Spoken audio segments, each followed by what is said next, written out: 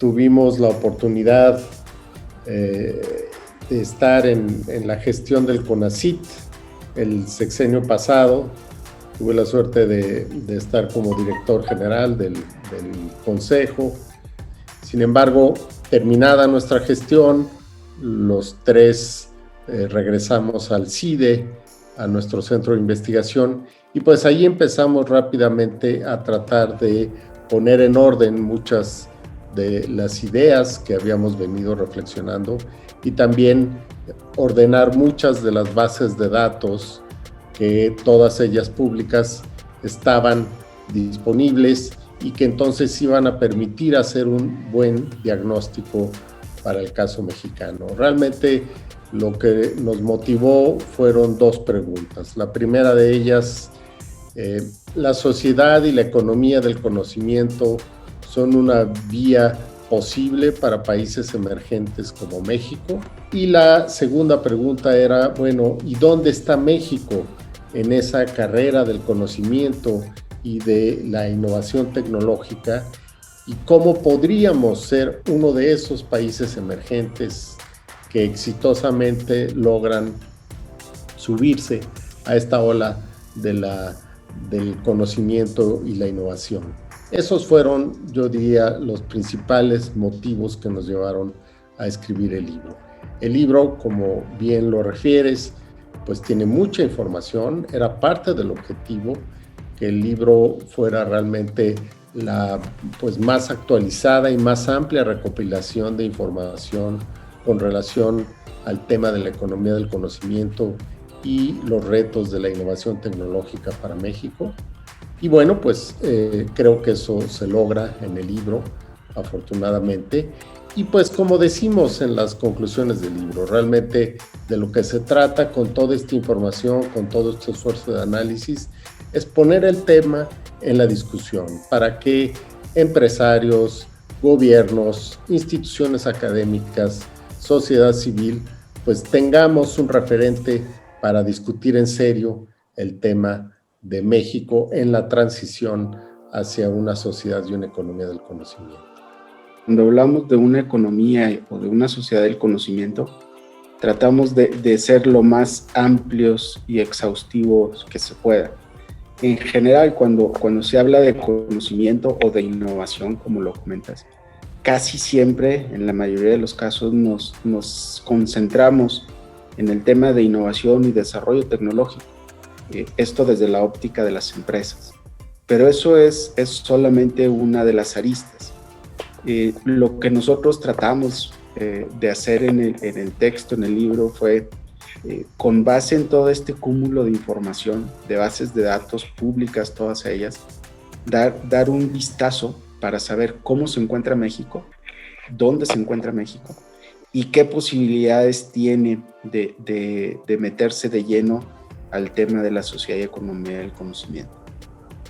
Y en ese sentido, lo que abordamos en el texto pues, no solamente es lo que pueden y deben hacer las empresas en temas de desarrollo tecnológico e innovación, sino lo que también puede hacer el sector educativo en ese sentido, lo que puede ser el gobierno también en innovación. Entonces, la discusión es mucho más amplia. Lo que tratamos de hacer es que la innovación, el desarrollo tecnológico y sobre todo el conocimiento sea el centro de la toma de decisiones. Y cuando decimos toma de decisiones nos referimos absolutamente a todos los actores. Por un lado, las empresas, por supuesto. En el caso de México tenemos nichos de mercado en los cuales México es líder de los líderes a nivel mundial. De repente nosotros tenemos una imagen de que sí es cierto, tenemos un aparato productivo, un sector manufacturero que sí tiene avances tecnológicos, pero de repente perdemos de vista aquellos sectores en donde México se encuentra entre los líderes. Entonces, respecto del sector privado, lo que tratamos de hacer es que aquellos sectores que se encuentran en la frontera se mantengan ahí y puedan jalar a aquellos con los cuales se relacionan a través de las cadenas productivas. Respecto al sector educativo, todo está relacionado en el libro en un eje que le llamamos las tecnologías disruptivas, que son estas tecnologías que van a pegar de manera transversal a todo el aparato productivo, a todo el sector manufacturero, y para ello se requiere que tengamos el capital humano preparado y que esté listo para enfrentar este reto.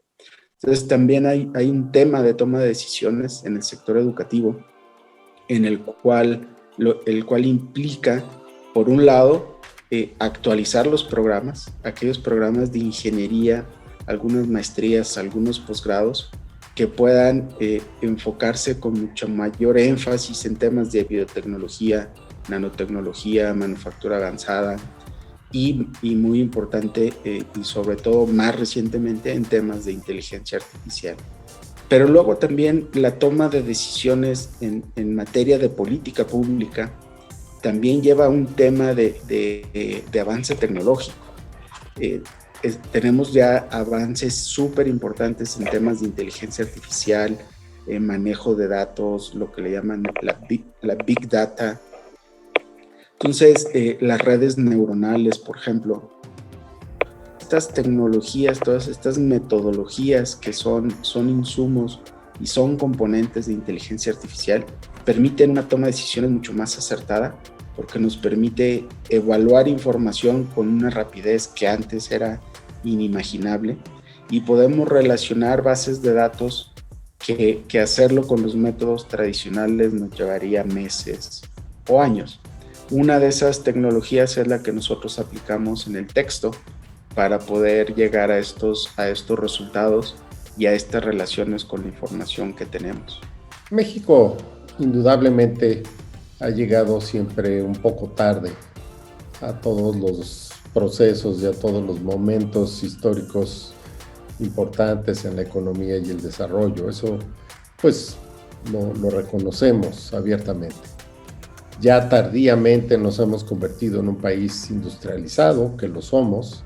Somos un país muy reconocido a nivel de su capacidad manufacturera, su capacidad exportadora, en el sector automotriz, en el sector aeronáutico, en el sector farmacéutico y entre varios sectores más. Realmente hemos sido un país que se ha industrializado y que es exitoso en ese proceso, pero tardíamente, es decir, llegamos ya al final del momento de la economía industrializada.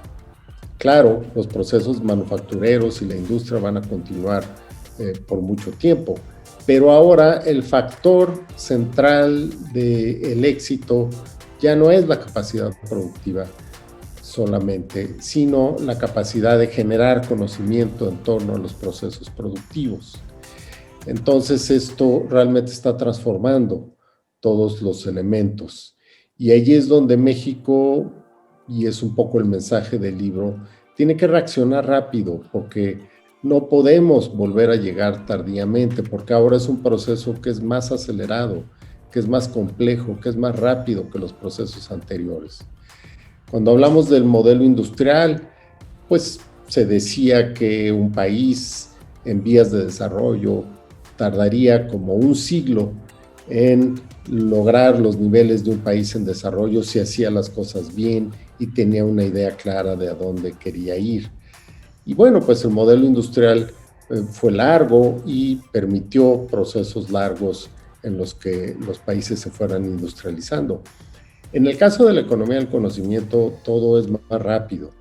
Y así como se abren oportunidades para que países emergentes como Corea del Sur, como Israel, como Irlanda, como Finlandia, en periodos de 30, 40 años lograron niveles de desarrollo muy avanzados por apostarle al conocimiento y a la innovación. Pues así México lo debe de hacer. El problema es que México ya trae algunos años de retraso con relación a esos países que ya lograron hacerlo porque, digamos, se pusieron las pilas hace 30 años.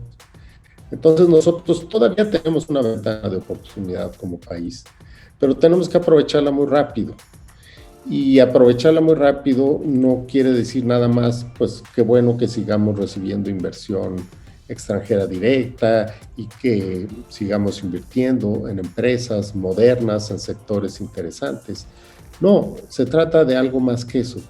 Como ya lo decía Víctor hace un momento, se trata no solo de que las empresas aprendan a innovar, sino que también cuenten con el capital humano para poder hacer esa innovación y que cuenten también con los gobiernos, tanto federal como estatales e incluso municipales, que sean sensibles a esto y que no se conviertan en un estorbo a los procesos del cambio económico y del cambio tecnológico, sino que por el contrario, sean capaces de diseñar políticas públicas que fortalezcan y aceleren estos procesos. Entonces, lo que se muestra en el libro, pues son algunos datos, sí, preocupantes.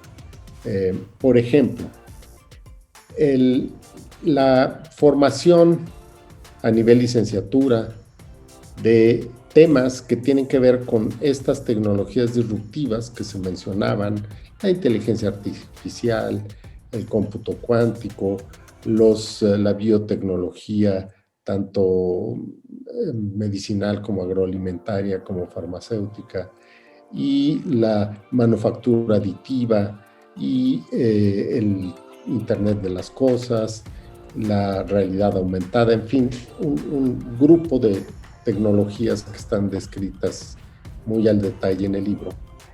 Cuando nosotros vemos en educación superior qué programas se están formando para desarrollar capital humano en estas tecnologías, encontramos que menos del 7% del total de la formación en educación superior en el país está concentrada en estos temas.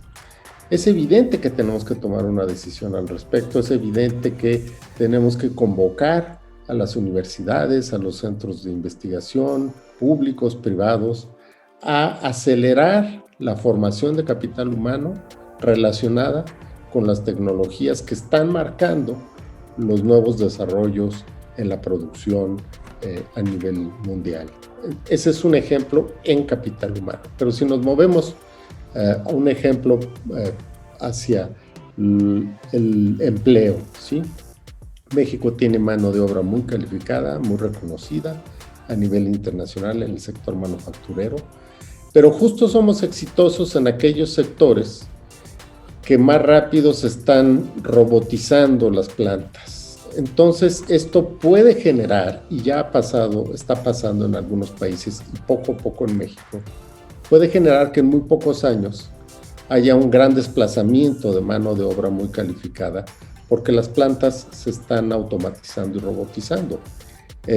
Sería muy importante tener un plan de contingencia para que ese desempleo tecnológico, como se le llama, existan políticas públicas para reconvertir ese capital humano, darle nuevas habilidades para reinsertarlo en nuevas actividades de mayor nivel de complejidad. Entonces también ahí tenemos ya que estarnos preparando. Y además, bueno, pues las empresas tienen que aprender a innovar. Efectivamente, hay ya muchos casos de éxito en México, pero necesitamos que esto sea más ampliado, necesitamos que haya un contagio, un virus, pero este sí de los buenos, que contagie la seguridad de las empresas para poder innovar y las capacidades para hacerlo. Sobre todo eso, tenemos que estar trabajando ya para que en 15, 20 años seamos capaces pues, de agarrarnos de la cola de los países emergentes que están brincando hacia la sociedad y la economía del conocimiento. Ese es en realidad el reto que tiene México, pero es muy urgente que reaccionemos a ese proceso. Tenemos en este momento una ausencia muy marcada de programas de fomento a la inversión en tecnología, en innovación, en desarrollo tecnológico. Eso es cierto, ¿no? Pero también es cierto que durante los últimos 10 años, cuando se estuvo con la operación del programa Estímulos a la Innovación y los 2 últimos años con el programa de estímulos fiscales también para la innovación, sí se logró construir una base de empresas innovadoras no solo en las 32 entidades federativas distribuidas en todo el país, no solo esas empresas ya existen, sino también creemos que se logró consolidar este vínculo entre las empresas que tienen estrategias de desarrollo tecnológico asociados con centros públicos de investigación, así como con instituciones de educación superior. Entonces, si hay ahí un conjunto, nosotros lo reportamos en el libro, de poco más de 5,000 proyectos de innovación y desarrollo tecnológico en distintas fases de desarrollo. Entonces, ahí hay proyectos que ya terminaron, que ya están en el mercado, digamos, algunos de desarrollos de procesos, pero hay otros proyectos que se quedaron a la mitad del camino, digamos, en el sentido de que fueron apoyados en las primeras fases, cuando es más complicado el tema, sobre todo por la incertidumbre que hay alrededor de estos proyectos. Pero ya hay un conjunto de proyectos y de empresas que tienen esta semillita de la economía del conocimiento. Creemos, y así lo reportamos en el libro, que a diferencia de lo que venía ocurriendo anteriormente, donde el grueso de los apoyos venían desde el gobierno federal, ahora es momento de que estos apoyos y estas estrategias se sectoricen por un lado. Eso quiere decir que podríamos tener algunas estrategias en el sector aeronáutico, algunas estrategias en biotecnología, bioingeniería, en agricultura, en temas de inteligencia artificial, en desarrollo de software, por ejemplo, o desde otra óptica de desarrollo regional. Y esto muy empujado desde las entidades federativas, no necesariamente uno a uno, cada una de las entidades, sino quizá también un tema de desarrollo regional. Mucho se ha hablado del corredor Aguascalientes, Querétaro, San Luis, donde creemos que ahí hay un potencial en temas de desarrollo tecnológico. Sí debe existir una sustitución en el tema de políticas públicas, donde ahora las entidades, las regiones o los sectores entren a sustituir en este momento, que esperemos que sea transitorio, los aportes que venían desde el gobierno federal. El potencial está ahí, los proyectos están ahí en distintas fases de desarrollo, y muy importante, porque eso no ocurre en todos los países, eso también es importante mencionarlo, esta vinculación de las empresas con el aparato científico, que ya se dio en México.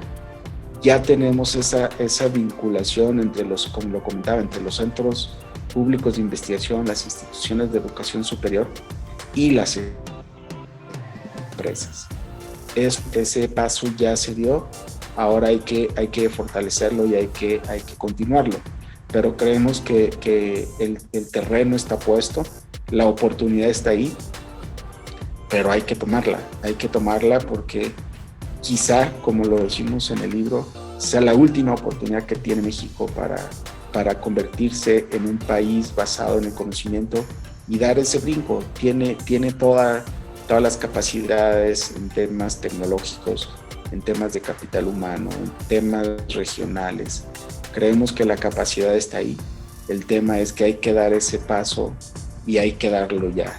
Un punto que es importante tener en cuenta es que cuando hablamos de estos países emergentes que han logrado exitosamente entrar a esta dinámica de la economía del conocimiento, nos imaginamos que todo el país en bloque de un día para otro dio el gran brinco. Eso no sucede así. En realidad todos los países lo van haciendo de manera incremental y siempre, no hay ningún caso fuera de esta regla, siempre lo hacen a partir de algunas regiones. Es decir, el dinamismo de las regiones de un país es lo que marca la posibilidad de transitar hacia esa sociedad del conocimiento y esa economía del conocimiento. Entonces, es ahí donde son muy importantes las políticas públicas, porque en un país como México, por ejemplo, si hoy no es prioridad del gobierno federal promover este tipo de políticas, sí lo debe ser de algunos estados del país. Y no tienen que esperar a un llamado nacional. En realidad, Aguascalientes, Querétaro, Baja California, Nuevo León, Jalisco, Chihuahua, pueden realmente ser capaces de desarrollar sus propios sistemas de innovación, y eso va a ir generando una dinámica que vaya abriendo espacios para que el país empiece a transitar hacia allá, porque las conexiones se dan a través de algunas regiones, incluso a veces a través de algunas ciudades. Entonces, por eso es muy importante que las políticas públicas a nivel estatal sean claras y tengan un compromiso de cuál es el proyecto de futuro de su estado.